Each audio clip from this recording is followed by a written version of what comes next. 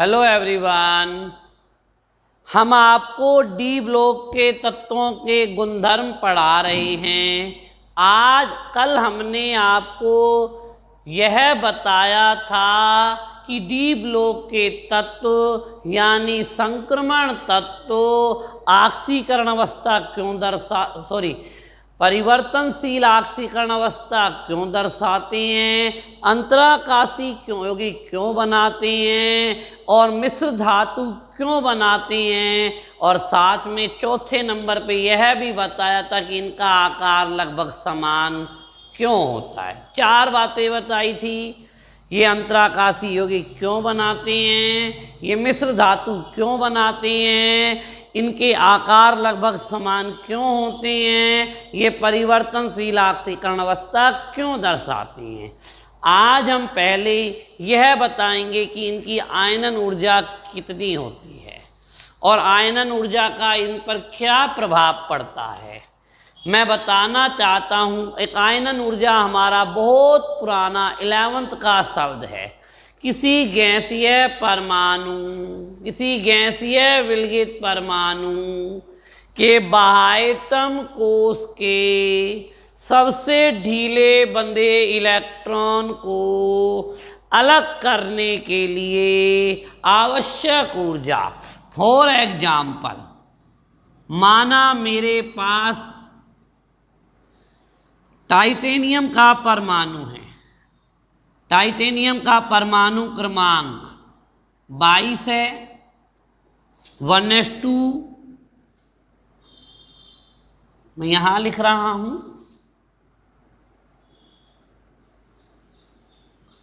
Titanium 1s2, 2s2, 2p6, 3s2, 3p6, 4s2, 3d10,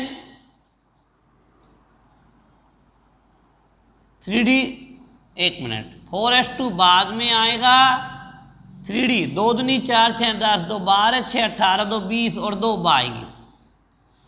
तो नाभिक के पहले कोष में 2 इलेक्ट्रॉन ये रहे, फिर 8 इलेक्ट्रॉन 2 3 4 5 6 7 8 और फिर 8 3 4 5 6 7 8 और ये 2, ये भी तीसरे कोष में है और चौथे कोष में 2। तो इस टाइटेनियम में बाह्यतम कोष कौन सा है? हीरा। बाह्यतम कोष में 2 इलेक्ट्रॉन है। दोनों की ऊर्जा थोड़ी थोड़ी अलग है। जो सबसे ज्यादा ढीला बंधा हुआ है उसे अलग करने में जितनी ऊर्जा चाहिए वो हमारी आयनन ऊर्जा कहलाती है।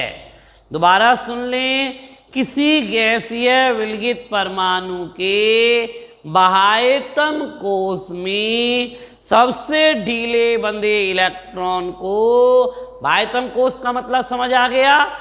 हाँ, बाह्यतम कोष में सबसे ढीले बंधे इलेक्ट्रॉन को अलग करने के लिए आवश्यक ऊर्जा आयनन ऊर्जा कहलाती है।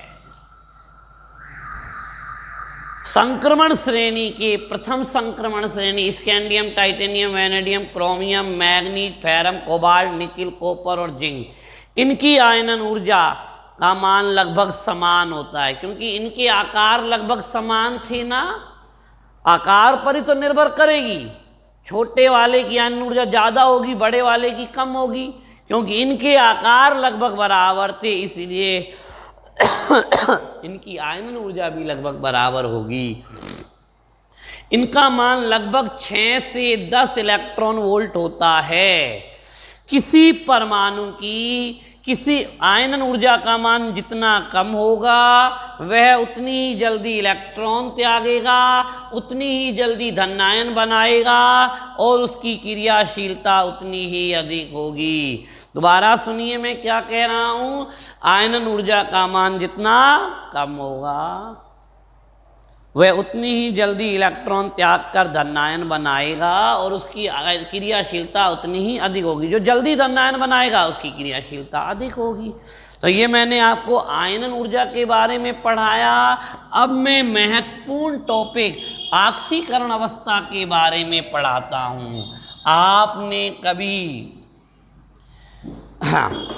देखा होगा, जैसे मैग्नीज को ही देख लो, मैग्नीज +2 भी दिखाता है, +3 भी दिखाता है, +4 भी दिखाता है, +5 भी दिखाता है और +7 भी दिखाता है, 6 भी दिखाता है। तो ये संक जैसे अब और इसको कॉपर को ही देख लो, Cu+1 भी बनाता है, Cu+2 भी बनाता है। आपने लोहे को ही देखा होगा, ये तो आप जानते होंगे, Fe+2 भी बनाता है और Fe+3 भी बनाता है। तो आप समझ गए हैं कि संक्रमण श्रेणी के तत्व परिवर्तनशील ऑक्सीकरण अवस्था दर्शाती हैं, जिसका कारण मैंने आपको कल बता दिया था। क्योंकि इनके N-1D तथा NS कोष के कक्षकों की ऊर्जा लगभग बराबर होती है। इन कक्षकों के इलेक्ट्रॉनों का उपयोग करते हुए ये परिवर्तनशील ऑक्सीकरण अवस्था दर्शाते हैं।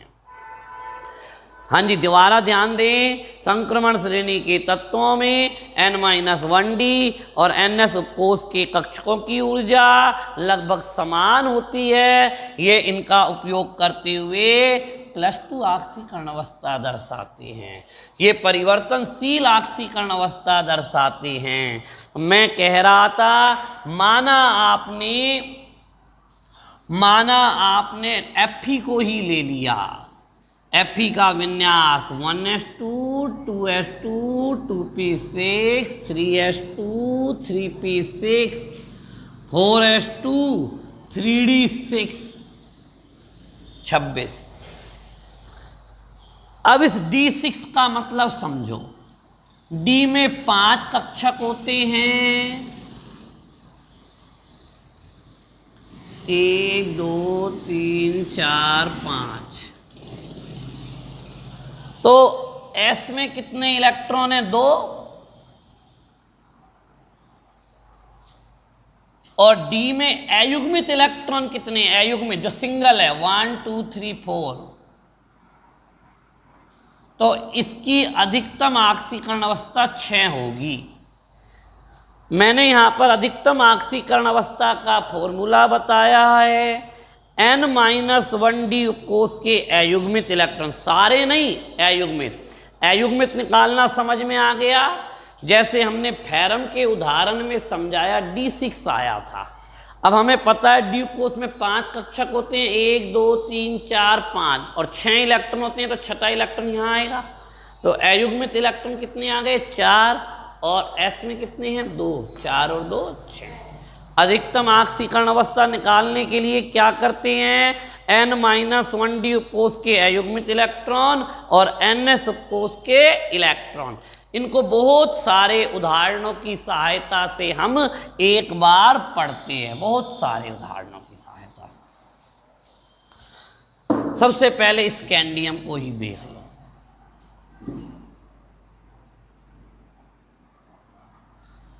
Titanium, vanadium,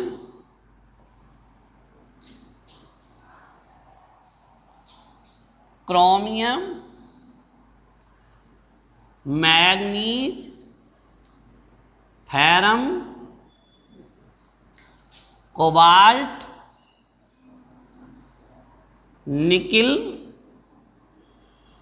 copper, zinc.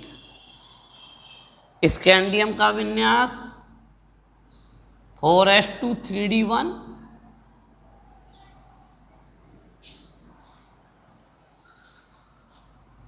Four S to 3d2,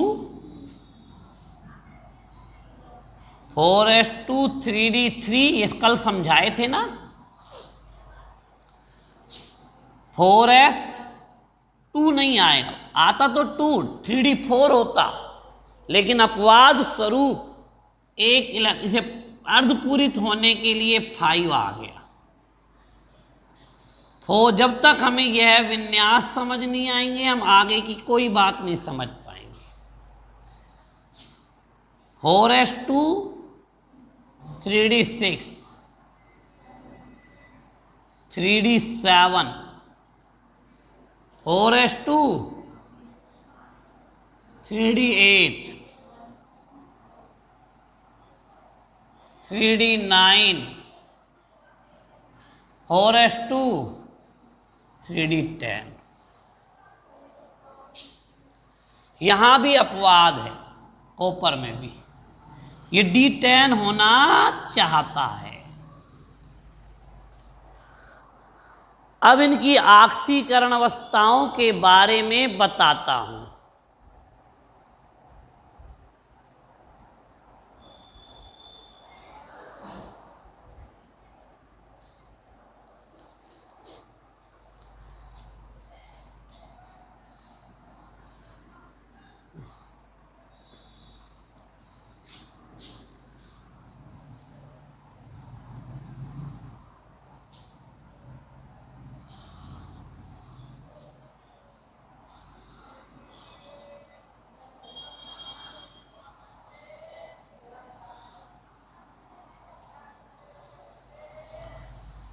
मैं कहना चाह रहा हूं स्कैंडियम में यहां 2 इलेक्ट्रॉन है और डी सबसे पहले तो NS कक्षक के इलेक्ट्रॉनों को त्यागता है। NS में कितने इलेक्ट्रॉन है? 2 को त्यागेगा और फिर तीसरे को त्याग देगा, तो इसकी आक्सीकरण अवस्था सीधे +3 होगी। अभी इसका प्रश्न भी लिखवाएंगे। वैसे इनकी आक्सीकरण अवस्था सबकी +2 होती है, अपवाद है ये स्कैंडियम। अब इसकी +2 होगी। अच्छा, ये मैंने 2 जगह क्यों छोड़ी? ये उनके लिए जिनकी 1 और 2 होती होंगी, उनके लिए है ये। अब इसकी तो पहले 2 त्यागेगा, फिर डी में 2 है ना, डी में 2 अयुग्मित है ना, अलग अलग है ना, एक एक करके त्यागेगा। जब एक त्याग देगा तो +3 हो जाएगी, एक और त्याग देगा तो +4 हो जाएगी। मैं ये कह रहा हूं कि डी में 2 इलेक्ट्रॉन हैं, 3d2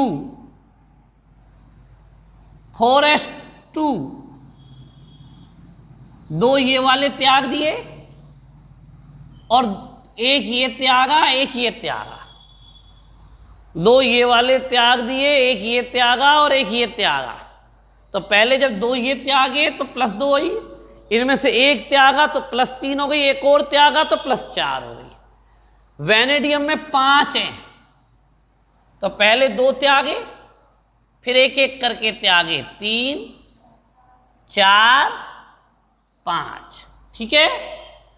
क्रोमियम में बताओ, एक त्यागा, फिर कितने हैं ये? 5 है ना, एक एक कर 5 एक एक करके त्यागेगा, 5 हैं। जब ये वाला त्यागा तो +2 हो गई, ये वाला त्यागा तो +3 हो गई, ये वाला त्यागा तो +4 हो गई, ये वाला त्यागा तो +5 हो गई और ये वाला त्यागा तो 6 हो गई। पहली बार +1 आक्सीकरण अवस्था आई थी, क्योंकि उससे पहले हमारे पास सभी विन्यासों में S में 2 होते थे और दोनों इकट्ठे त्यागे जाते थे, लेकिन क्रोमियम में S में 1 था, इसीलिए 1 त्याग सकता है। फेरम में देखो, मैग्नीज में 2 त्यागेगा, अब 5 को एक एक करके त्यागेगा, +3 +4 +5 +6 और +7। इसमें 2 त्यागे, अब डी में 6 हैं, लेकिन 6 नहीं त्यागेगा, सिर्फ अयुग्मित इलेक्ट्रॉन त्यागेगा। अयुग्मित इलेक्ट्रॉन कितने हैं D6 में? D6 में अयुग्मित इलेक्ट्रॉन कितने? अभी समझाया था मैंने, 1 2 3 4 5 4 त्यागेगा, तो +3 +4 +5 +6। इधर आ जाओ, +2 3 त्यागेगा, +3 +4 +5 2 त्यागेगा, +3 +4। ठीक है। इसमें +1 भी त्यागेगा, और विशेष स्थितियों में ये +2 त्याग देता है, विशेष स्थितियों में। कॉपर +2 सुना होगा आपने CuSO4 में, और ये सिर्फ 2 त्यागेगा। तो जिंक एक ऐसा तत्व है, जिंक और स्कैंडियम, जो परिवर्तनशील ऑक्सीकरण अवस्था नहीं दर्शाती। जिंक और स्कैंडियम परिवर्तनशील ऑक्सीकरण अवस्था नहीं दर्शाती, बाकी सारे तत्व परिवर्तनशील ऑक्सीकरण अवस्था दर्शाते हैं। अच्छा, एक बात और, जिंक संक्रमण तत्व भी नहीं है, बताया था मैंने, क्योंकि जिंक की परमाणुीय और आयनिक अवस्था में डी कोष अपूर्ण नहीं होता, अतः यह संक्रमण तत्व भी नहीं है। अब एक बात और, प्रथम संक्रमण श्रेणी के उस संक्रमण तत्व का नाम बताइए जो परिवर्तनशील ऑक्सीकरण अवस्था दर्शाता है, नहीं दर्शाता। दोबारा सुनिए, प्रथम संक्रमण श्रेणी के उस संक्रमण तत्व का नाम बताइए जो परिवर्तनशील ऑक्सीकरण अवस्था नहीं दर्शाता।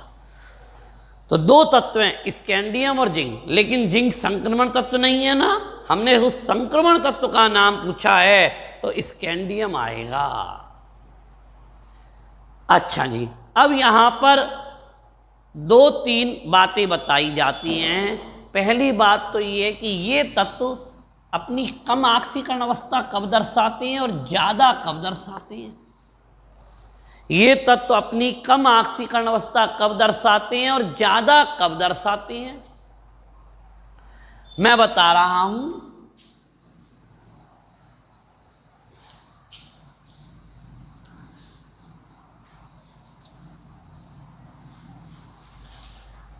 विद्युत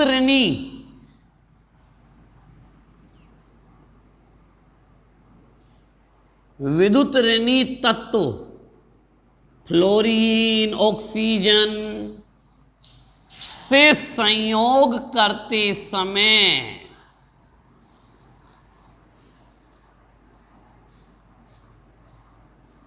उच्च ऑक्सीकरण अवस्था दर्शाते हैं।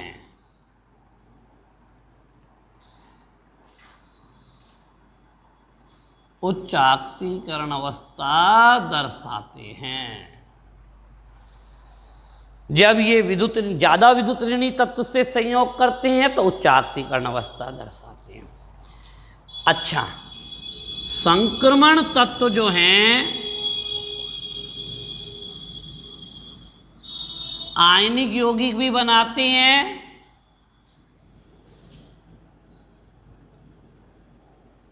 और सह संयोजक यौगिक भी बनाते हैं।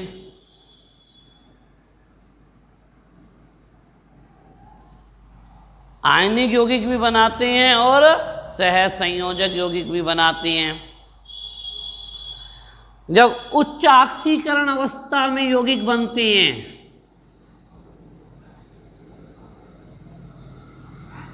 में जो यौगिक बनते हैं वो सह संयोजक होते हैं, और निम्न ऑक्सीकरण अवस्था में जो यौगिक बनते हैं वो आयनिक होते हैं।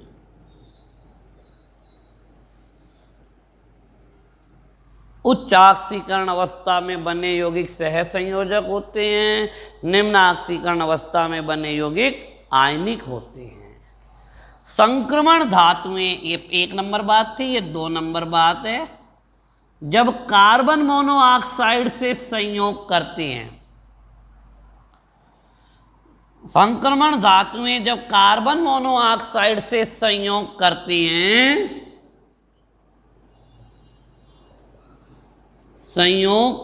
हैं, देखो कैसे संयोग करा, जैसे NiCO का होल 4 यौगिक बना ना, FeCO का होल 5 यौगिक बना ना, तो उस समय इन धातुओं की ऑक्सीकरण अवस्था 0 होती है। दोबारा सुनिए, संक्रमण धातु जब अधिक विद्युत ऋणी तत्वों से संयोग करते हैं तो उच्च ऑक्सीकरण अवस्था दर्शाती है।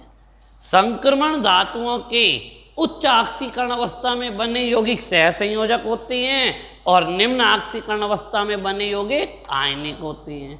संक्रमण धातुएं जब CO से संयोग करके धातु कार्बोनिल यौगिक बनाती हैं, CO से संयोग करके जब धातु कार्बोनिल यौगिक बनाती हैं तो उनमें धातुओं की आक्सीकरण अवस्था 0 होती है।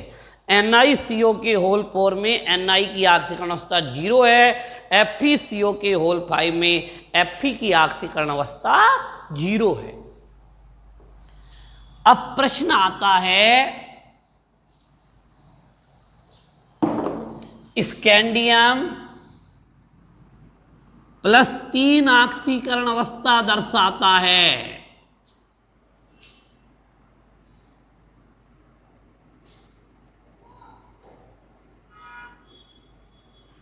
क्यों? उत्तर है ये स्कैंडियम है, आर्गन 4s2 3d1, यही है ना। स्कैंडियम 3 इलेक्ट्रॉन त्याग रहा है, 2 और 1 3, आर्गन 3d0 4s0। तो पता लग गया ये +3 ऑक्सीकरण अवस्था क्यों दर्शाएगा।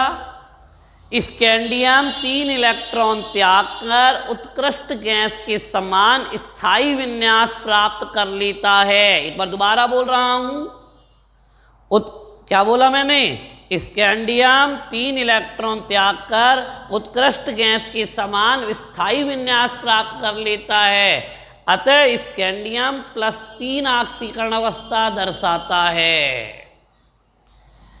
ठीक है, अगला क्वेश्चन, क्रोमियम और कॉपर +1 ऑक्सीकरण अवस्था दर्शाते हैं।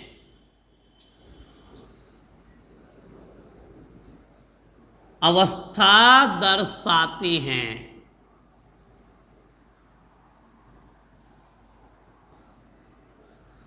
क्रोमियम और कॉपर +1 ऑक्सीकरण अवस्था दर्शाते हैं। क्यों? एक बार क्रोमियम का विन्यास देखो, आर्गन 4s1 3d5, कॉपर का विन्यास देखो, आर्गन 3d10 4s1। इनके 4s कोष में 1 इलेक्ट्रॉन होता है, क्रोमियम के भी बाह्यतम कोष में 1 इलेक्ट्रॉन होता है, जिसे त्याग कर अर्धपूरित स्थायी विन्यास बना लेता है। क्रोमियम का पहले विन्यास बनाना आना चाहिए। क्रोमियम का सामान्य इलेक्ट्रॉनिक विन्यास 3d5 4s1 होता है। यह 1 इलेक्ट्रॉन त्याग कर अर्धपूरित स्थायी विन्यास प्राप्त कर लेता है, अतः क्रोमियम +1 ऑक्सीकरण अवस्था दर्शाता है।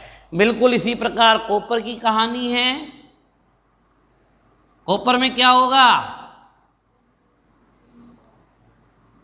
1 इलेक्ट्रॉन त्याग कर पूर्ण पूरित स्थायी विन्यास प्राप्त कर लेता है, अतः कॉपर +1 ऑक्सीकरण अवस्था दर्शाता है। बताइए कोई दिक्कत है किसी प्रकार की? 3 क्वेश्चन अभी बताए हैं। स्कैंडियम +3 ऑक्सीकरण अवस्था दर्शाता है। क्यों? क्योंकि भैया वो 3 इलेक्ट्रॉन त्याग कर उत्कृष्ट गैस के समान स्थायी विन्यास प्राप्त कर लेता है। क्रोमियम, जब तक हमें विन्यास नहीं आएगा हम उत्तर नहीं लिख पाएंगे। और मैंने पहली क्लास में पहले दिन जो डी ब्लॉक पढ़ाया था उसमें विन्यास पढ़ाए थे, और मैंने कहा था इन्हें आप आज घर जाके जरूर बनाना। तो क्रोमियम 1 इलेक्ट्रॉन त्याग कर अर्धपूरित स्थायी विन्यास प्राप्त कर लेता है, अतः यह +1 ऑक्सीकरण अवस्था दर्शाता है। इसी प्रकार कॉपर 1 इलेक्ट्रॉन त्याग कर पूर्ण पूरित स्थायी विन्यास प्राप्त कर लेता है, अतः यह +1 ऑक्सीकरण अवस्था दर्शाता है। अब मैं आपको एक बात और बताना चाहता हूं।